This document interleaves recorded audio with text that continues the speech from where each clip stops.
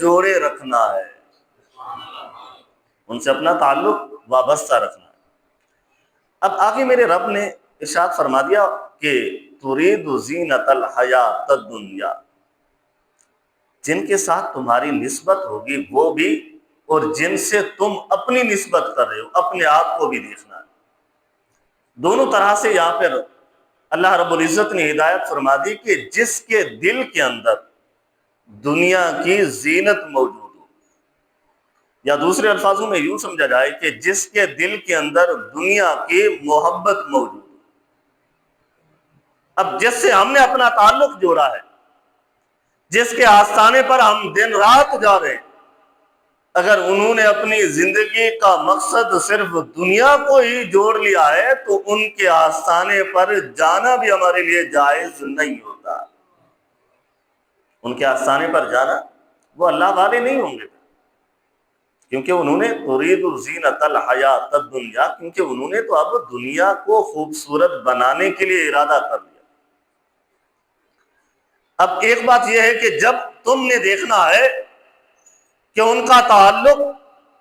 اب دنیا سے جڑ چکا ہے تو ایسے لوگوں سے راہ فرار اختیار کرنا پھر بندے پر لازم ہو جاتا ہے۔ ایسے پیروں سے اپنے آپ کو جدا کرنا پھر ضروری بن جاتا ہے۔ صرف یہ دیکھنا ہے کہ اس کا تعلق کہیں دنیا سے تو نہیں جڑ گیا۔ اور ہم ایسے اللہ والوں کو ماننے والے ہیں جنہوں نے دنیا میں عبادت کی ہے تو صرف اپنے رب کو راضی رکھنے کے لیے عبادت کی ہے۔ ہم کسی ایسے ایرے غیرے پیروں کو ماننے والے نہیں ہیں کہ جو ایسا شخص ہو جس کا دین سے کوئی تعلق نہ ہو، جس کا روحانیت سے کوئی تعلق نہ ہو، جنہوں نے مریدوں سے پیسے لے لے کر اپنی بڑی بڑی کوٹیاں بنا لی ہوں، ان کا تو دل دنیا سے وابستہ ہے۔ تو ایسے لوگ جن کے اپنے دلوں میں دنیا پیوست ہے تو وہ ہمیں اپنے رب کا راستہ کب دکھائیں گے؟ وہ تو کبھی نہیں دکھا سکتے۔ اور ہمارا تعلق ان سے صرف ایک وجہ سے ہوتا ہے، وہ ہے اللہ کا سیدھا راستہ دکھانا۔ ہم جب ان سے ملتے ہیں، وابستہ ہوتے ہیں، ان کو اپنا مابع و ملجا پیر بنا لیتے ہیں تو صرف ایک ہی وجہ ہوتی ہے کہ انہوں نے دن رات اپنے رب کو یاد کیا۔ اب یہ ہمیں بھی وہ طریقہ بتائیں گے کہ رب تک کیسے پہنچا جاتا ہے۔ اگر انہوں نے طریقہ دوسرا اختیار کر لیا دنیا کو حاصل کرنے کا، تو میرا رب فرماتا ہے کہ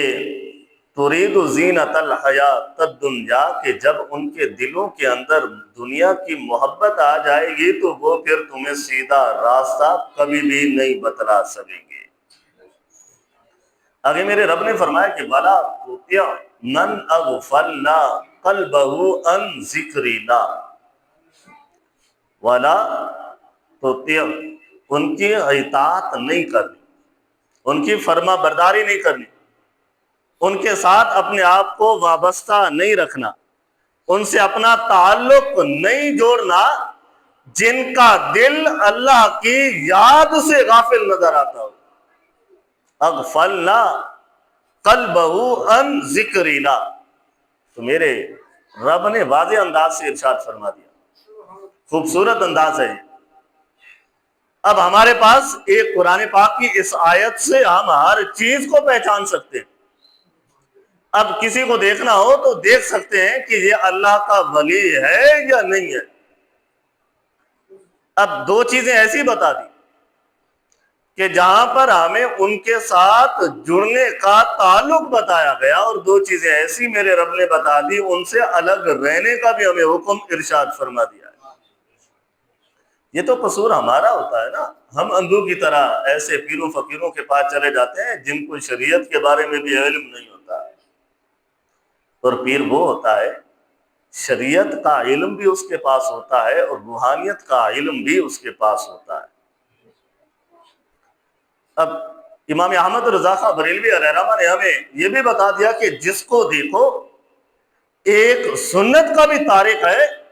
تو ایسے شخص کو اپنا رہبر نہ بناؤ۔ ہمیشہ رہبر تمہارا وہ ہوتا ہے جو سنت کو چھوڑنے والا نہیں بلکہ سنت پر عمل کرنے والا ہوتا ہے،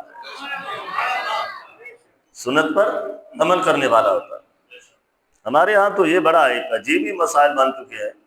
جس کو اچھی طرح سے منہ دھونا غسل کرنا نہ آتا ہو وہ بڑا پہنچا ہوا ولی بن جاتا ہے،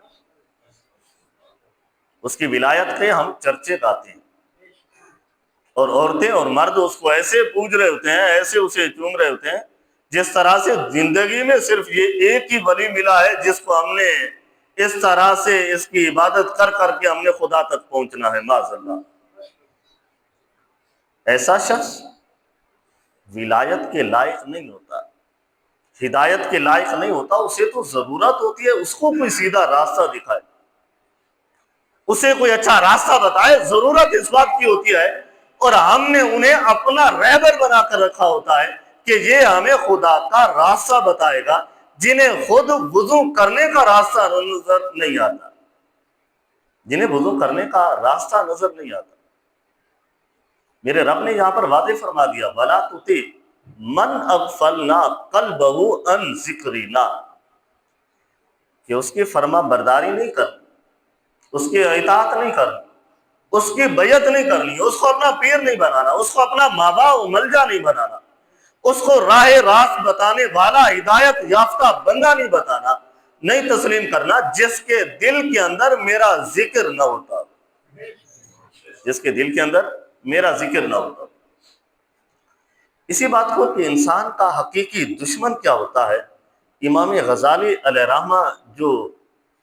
غوث پاک شیخ عبد القادر جیلانی رحمۃ اللہ علیہ سے کچھ دن پہلے کے یہ امام غزالی علیہ رحمہ ایک بڑے فلسفی بزرگ گزرے ہیں، جن کا تذکرہ ہر عام اور خاص کے منہ میں ملتا ہے،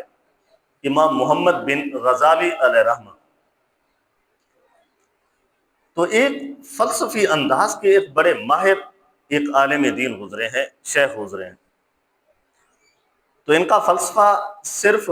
ہمارے لیے نہیں تھا، اس وقت جو اس دور تھا جب اسلام کے اوپر لوگوں نے یلغار ڈال دی تھی، فلسفہ کے انداز سے اسلام پر اعتراضات اٹھا رہے تھے، اس وقت یہ شخص واحد تھے امام غزالی جس نے فلسفی انداز میں ان کافروں کو اسلام کے دفاع پر جواب دیا تھا۔ جس طرح کے ان کے فلسفی انداز میں اعتراض ہوتے تھے، اسی طرح سے